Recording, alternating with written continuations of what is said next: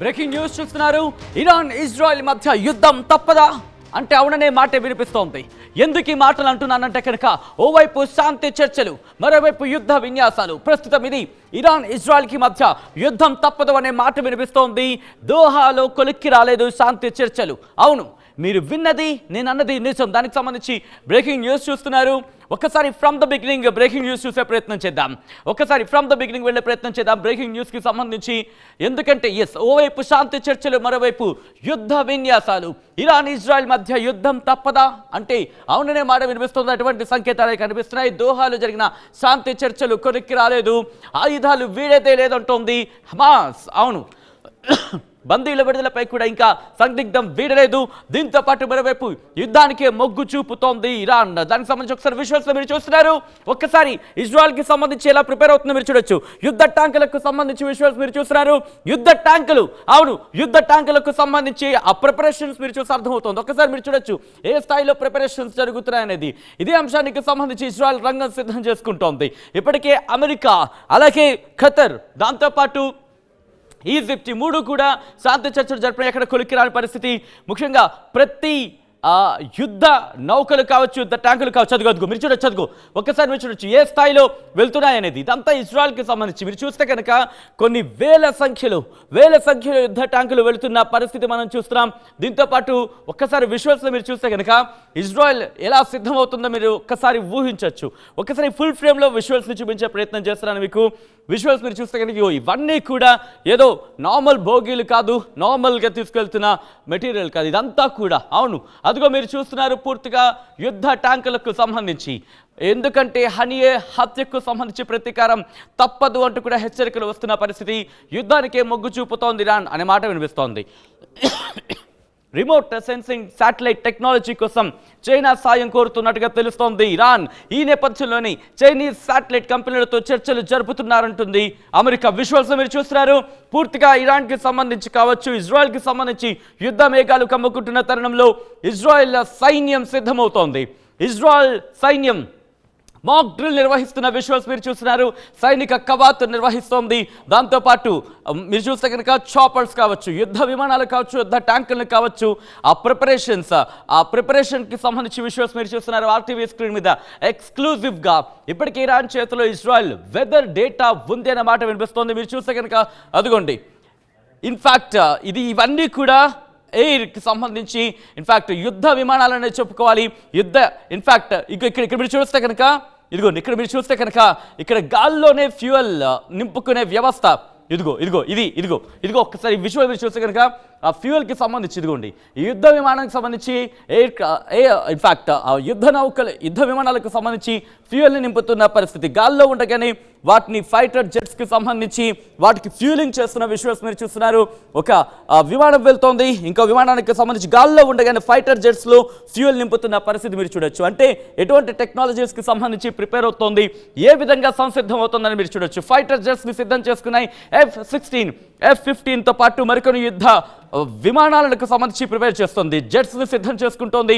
మాక్ drills నిర్వహిస్తున్న పరిస్థితి. ఇప్పటికే సైనిక విన్యాసాలు చేస్తోంది ఇజ్రాయెల్. దాంతోపాటు ఇరాన్ కూడా తన దగ్గర ఉన్న డేటాని ఒక్కసారి విజువల్స్ మీరు చూస్తే కనుక భయం కొలుపుతున్న విజువల్స్ అని చెప్పుకోవాలి. ఆ విజువల్స్ని చూస్తూ ఉంటేనే, ఎందుకంటే యుద్ధ సంసిద్ధతను వ్యక్తం చేస్తున్నట్టుగానే భావించవచ్చు. పూర్తిగా తన దగ్గర ఉన్న శక్తి సామర్థ్యాలను పరీక్షించుకుంటుంది ఇజ్రాయెల్.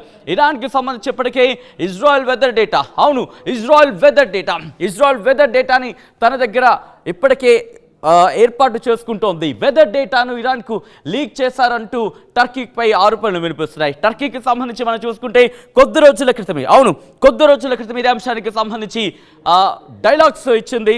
దీనికి ఇజ్రాయెల్ కూడా అదే రీతిలో సమాధానం చెప్పిన పరిస్థితి. ఈ నేపథ్యంలోనే ఈ విజువల్స్ కాస్త మిమ్మల్ని డిస్టర్బింగ్ విజువల్స్ కింద చెప్పుకోవచ్చు వీటిని.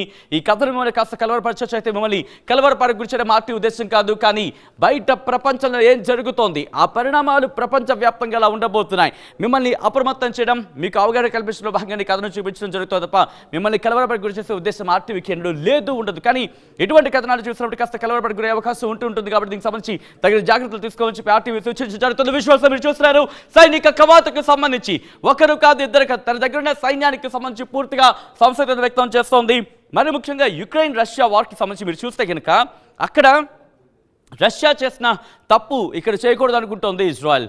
ఎందుకంటే కనుక ఎక్కడైతే ఇప్పుడు యుక్రెయిన్ ఆక్రమించుకుందో ఆ ఆక్రమించిన ప్రదేశానికి సంబంధించి రష్యా తన సైన్యం కాస్త బలహీనమైన సైన్యాన్ని పెట్టిందనే మాట ఇప్పుడు వార్తల్లో వినిపిస్తున్న క్షణంలో తన సైనికులకు సంబంధించి పూర్తిగా, ఎందుకంటే ఇక్కడ మీరు ఇంట్రెస్టింగ్గా ఇజ్రాయెల్కి 1,00,000 మంది మాత్రమే, అంటే క్షమించాలి 1 కోటి మంది జనాభాలో ఇరాన్కి సంబంధించి 9 కోట్ల మంది జనాభా ఉన్నారు. ఈ నేపథ్యంలోనే సైనికుల విషయంలో కూడా ఆ డిఫరెన్సియేషన్ ఉన్నప్పటికీ కూడా ఇక్కడ అమెరికా మద్దతుతో ఇక్కడ సైనిక విన్యాసాలకు దిగుతున్నట్టుగా తెలుస్తోంది. తన దగ్గరున్న మొత్తం ఆ యుద్ధానికి సంబంధించి ఆ ప్రిపేర్డ్నెస్ని సిద్ధం చేసుకుంటోంది.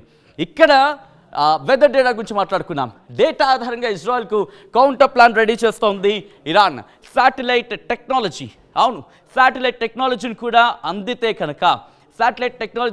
కనుక నేరుగా యుద్ధంలోకి దిగాలంటూ కూడా ఇరాన్ యోచిస్తోంది. ఈ నేపథ్యంలోనే శాంతి చర్చలు జరుగుతున్నాయి. ఒక్కసారి ఆ ప్రిపేర్డ్నెస్ చూస్తే మనకు అర్థమవుతోంది ఇరాన్ ఏ లెవెల్, ఇన్ఫాక్ట్ ఇజ్రాయెల్ ఏ స్థాయిలో ఉంది అనేది. ఇక్కడ ఫైటర్ జెట్స్కి సంబంధించి కావచ్చు, లేకపోతే ఇదిగోండి యుద్ధ ట్యాంకర్లకు సంబంధించి మీరు చూస్తే కనుక నిన్ననే ఒక్కసారి ఆ డిస్క్రిప్షన్లో కూడా మెన్షన్ చేసే ప్రయత్నం చేస్తాను. నిన్ననే మనం మాట్లాడుకున్నాం ఎవరి దగ్గర ఉన్న బలాలేంటి, ఎవరి దగ్గర బలహీనత, ఎవరి దగ్గర ఎటువంటి బలం ఉంది, ఎటువంటి బలహీనతలు ఉన్నాయి, ఎవరి దగ్గర ఎటువంటి టెక్నాలజీస్ ఉన్నాయి, ఇవన్నీ కూడా నిన్ననే మనం డిస్కషన్ చేసుకున్నాం. ఈ నేపథ్యంలోనే ఇజ్రాయెల్కి సంబంధించి ఆర్టీవీ మీకు ముందు నుంచి చెప్తూ వస్తోంది ఏం జరుగుతోంది అనేది. నిన్న కాక మొన్న 2 రోజుల క్రితం అర్ధరాత్రి దాడి జరిగే అవకాశం ముందే చర్చ జరిగిన నేపథ్యంలో మీరు కనుక గమనిస్తే హమాస్ అక్కడ టార్గెట్ చేసిన పరిస్థితి, హమాస్ యుద్ధానికి దారి తీసిన పరిస్థితి, హమాస్ అక్కడ ఇజ్రాయెల్ మీద దాడి చేసిన పరిస్థితి, ఆ తర్వాత శాంతి చర్చలకు సంబంధించి దోహాలో జరుగుతున్న పరిస్థితి మనం చూసాం. కానీ దోహాలో జరుగుతున్న చర్చలు కొలిక్కి రాలేదు. దాంతో కైరోలో చర్చలు జరగబోతున్నట్టుగా తెలుస్తోంది ఈజిప్ట్కి సంబంధించి. ఇన్ఫాక్ట్ దోహాలో చర్చలకు సంబంధించి అమెరికా, ఈజిప్ట్, అలాగే ఇన్ఫాక్ట్ ఖతర్, ఈ 3 కూడా అక్కడ భాగస్వామ్యంగా శాంతి చర్చలు జరిపే ప్రయత్నం చేశాయి. అమెరికాకు సంబంధించి కొన్ని డిస్కషన్స్ ముందు తీసుకొచ్చింది, ఈజిప్ట్ కూడా కొన్ని అంశాలను వెలుగులోకి తీసుకొచ్చింది. హమాస్కి సంబంధించి ముఖ్యంగా బందీల విడుదల కావచ్చు, దీంతో పాటు ఆయుధాల విషయంలో కావచ్చు, కానీ ఎక్కడ కూడా హమాస్ ససేమిరా అంటోంది. ఈ నేపథ్యంలోనే మరోసారి శాంతి చర్చలు కైరోలో జరిగే అవకాశం ఉంది అనే వార్తలు కూడా ఇప్పుడు గుప్పమంటున్నాయి. ఈ నేపథ్యంలో కైరో వరకు వెళ్ళేంత వరకు ఉంటుందా అంటే ఈ ప్రిపేర్డ్నెస్ చూస్తూ ఉంటే కనుక, ఈ యుద్ధ విన్యాసాలు చూస్తూ ఉంటే కనుక కైరోలో శాంతి చర్చలకు వెళ్లేంత వరకు కూడా ఇరాన్ ఆగకపోవచ్చు అనే మాట వినిపిస్తోంది. అమెరికా మీద నమ్మకంతో ఉంది ఇజ్రాయెల్. అమెరికా ప్రెజర్ చేస్తుంది, అమెరికా ఒత్తిడి తీసుకొస్తుంది హమాస్ మీద. ఈ నేపథ్యంలో హమాస్ కాస్త ఒప్పుకునే అవకాశం ఉంటుంది. శాంతి చర్చల్లోకి దాదాపుగా పాజిటివ్గా రెస్పాండ్ అయ్యే అవకాశం ఉంటుందంటూ కూడా ఇజ్రాయెల్ ధీమాను వ్యక్తం చేస్తున్నట్టుగా తెలుస్తోంది. ఇదే నేపథ్యంలో ఇరాన్కి సంబంధించి ఇరాన్ సైలెంట్గా తన పని తాను చేసుకెళ్ళిపోతుందనే మాటలు కూడా వినిపిస్తున్నాయి. ఒక్కసారి ఆ విజువల్స్ మీరు చూస్తున్నారు. ఇది ఇజ్రాయెల్కి సంబంధించి ప్రిపేర్డ్నెస్ అంటే ఇలా ఉందంటే కనుక ఇజ్రాయెల్కి ఎటువంటి ఇన్ఫర్మేషన్ వచ్చి ఉంటుంది అనేది మనం అర్థం చేసుకోవచ్చు. ఎందుకంటే లెబనాన్కి సంబంధించి హెజ్బుల్లా ఇప్పటికే తన వ్యతిరేకతను కావచ్చు, లేకపోతే దాడులను కావచ్చు చేస్తున్న పరిస్థితి చూస్తున్నాం మనం. At the same time Houthi rebels Yemen నుంచి. సో ఈ నేపథ్యంలోనే ఇప్పుడు ఇజ్రాయెల్ హమాస్తో దాడులు ప్రతిదాడులు జరుగుతున్నాయి, శాంతి చర్చలు జరుగుతున్నాయి. కానీ ఇవి బెడుసు కొట్టే అవకాశం ఉందని చెప్పి ఇజ్రాయెల్ అంచనాలు ఉన్న పరిస్థితి. ఈ నేపథ్యంలోనే ఒకసారి ఆ ప్రిపేర్డ్నెస్ మీరు చూస్తున్నారు. అంతే తన యుద్ధ ట్యాంకర్, తన టెక్నాలజీ కావచ్చు, ముఖ్యంగా ఐరన్ డోమ్ గురించి మాట్లాడుకోవాలి. ఎందుకంటే ఇంతవరకు ఇజ్రాయెల్కి సంబంధించి కీలకంగా మారింది ఐరన్ డోమ్ వ్యవస్థ. ఏ దాడులు జరిగినా హమాస్కి సంబంధించి అంతటి టెక్నాలజీని కూడా ఎలా ఎదురొచ్చి మరి ఇజ్రాయెల్ మీద దాడి చేయగలిగింది అనేది ఇజ్రాయెల్ ఇక్కడ క్యాలిక్యులేషన్ వేసుకుంటోంది. హమాస్కి అంత ధైర్యం ఎక్కడి నుంచి వచ్చింది, ఐరన్ డోమ్ వ్యవస్థను కూడా బద్దలు కొట్టుకొని ఎలా దాడి చేయగలిగింది అనేది ఇంకా దీని మీద తర్జన భర్జన పడుతోంది. ఈ నేపథ్యంలోనే ఇప్పుడు ఆ ప్రిపేర్డ్నెస్ కూడా సిద్ధం చేసుకుంటుంది. ఒకవేళ కనుక దాడి జరిగితే, ఒకవేళ ఇరాన్ కనుక దాడికి ఉపక్రమిస్తే ఏం చెయ్యాలి అనేది ఆ వ్యూహంలో వెళ్తున్న ఆ సందర్భాన్ని మనం చూస్తున్నాం. ఇక్కడ ఇంట్రెస్టింగ్గా ఇరాన్కి సంబంధించి దాడుల విషయంలో డైరెక్ట్గా దాడికి దిగపోవచ్చు అనే మాట కూడా ఇక్కడ వినిపిస్తోంది. ఇంట్రెస్టింగ్గా ఎందుకంటే అన్నానంటే ఇక్కడ సైబర్ అటాక్కి దిగొచ్చు అనే మాట వినిపిస్తోంది. అయితే దిగితే కేవలం ఇరాన్ మాత్రమే దిగుతుందా? అటువంటి సినారియో వచ్చినప్పుడు ఇజ్రాయెల్ నుంచి ఎటువంటి దాడి ఉంటుంది, లేకపోతే ఇజ్రాయెల్ ఇరాన్ కన్నా ముందు దాడికి దిగుతుందా? ఇవన్నీ కూడా ఒక బిగ్గెస్ట్ క్వశ్చన్ మార్క్స్ అనే చెప్పుకోవాలి. ప్రస్తుతానికైతే మాత్రం ఇజ్రాయెల్కి సంబంధించి విశ్వాసం మీరు చూస్తున్నారు. దాడులకు సంబంధించి ప్రిపేర్డ్నెస్ సిద్ధం చేసుకుంటుంది. ఒకవేళ ఇరాన్ కనుక ఈరోజు అర్ధరాత్రికి రంగంలోకి దిగితే, ఈరోజు అర్ధరాత్రికే దాడికి దిగితే కనుక వాటిని ఎలా తట్టుకోవాలి, ఇప్పటికే ఉన్న ఐరన్ డోమ్ వ్యవస్థని ఇంకంత స్ట్రాంగ్ చేసుకోవాలి, ఇంకంత స్ట్రెంగ్తన్ చేసుకోవాలి, ఇంకంత బలోపేతం చేసుకోవాలనే అంశానికి సంబంధించి తన వ్యూహాలను సిద్ధం చేసుకుంటోంది. ఐరన్ డోమ్తో పాటు తనకున్న యుద్ధ నౌకలు కావచ్చు, దాంతోపాటు ఫైటర్ జెట్స్ కావచ్చు, ఎయిర్ డిఫెన్స్కి సంబంధించి అలాగే దాంతోపాటు గగనతలం, ఇటు భూతలం, దాంతోపాటు సముద్రానికి సంబంధించి ఈ 3 చోట్ల కూడా భద్రతను ఏ విధంగా కట్టుదిట్టం చేసుకోవాలి. ఇంట్రెస్టింగ్గా ఇక్కడ అమెరికాకు సంబంధించి అబ్రహీం లింకన్ కూడా రంగంలోకి దిగబోతున్నట్టుగా తెలుస్తోంది. ఎస్, ఇన్ఫ్యాక్ట్ మరింత చర్యలో ఉంది. ఒకవేళ అబ్రహీం లింకన్ కూడా పూర్తి స్థాయిలో అక్కడ రంగంలోకి దిగి ఒకవేళ పూర్తిగా ఫంక్షన్కి వచ్చిన తర్వాత ఇజ్రాయెల్కి సంబంధించి తన రక్షణ వ్యవస్థ, ఎందుకంటే అబ్రహీం లింకన్ అమెరికాకు సంబంధించి యుద్ధ నౌక, ఒకవేళ అబ్రహీం లింకన్ పూర్తి స్థాయిలో ఒక బరిలోకి దిగితే కనుక తమ డిఫెన్స్ సిస్టమ్ ఇంకా బలోపేతం అవుతున్నట్టు కూడా ఇజ్రాయెల్ భావిస్తున్న తరుణంలో ఈ రోజు రాత్రికే దాడి జరగచ్చా అంటే కనుక బహుశా బిగ్గెస్ట్ క్వశ్చన్ మార్క్. ఎందుకంటే ఏ క్షణానైనా దాడి జరగచ్చు. చెప్పి చేస్తుందా ఇరాన్ అనే అంశానికి చాలా మంది క్వశ్చన్ మార్క్ రైజ్ చేస్తున్నారు.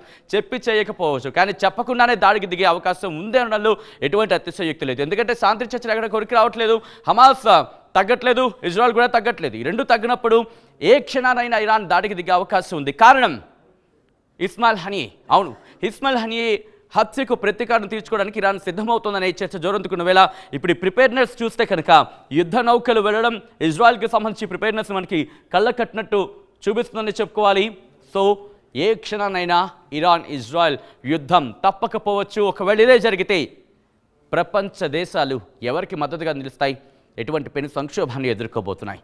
మరొక బిగ్గెస్ట్ క్వశ్చన్ మార్క్ని అలా స్క్రీన్ మీద ఉంచే వెళతాయని చెప్పడంలో ఎటువంటి అతిశక్తి లేదు.